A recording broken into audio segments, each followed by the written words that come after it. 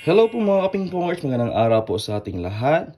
Meron na naman pong nagpadala sa atin ng kanilang table tennis blade dahil gusto nilang palagyan, pasetapan ng rubbers. And napakaastig ng blade ni sir guys, tignan nyo naman, isa po itong Butterfly Viscaria. One of the best selling or best seller blade ni Butterfly dahil napakaganda ng performance ng blade na ito.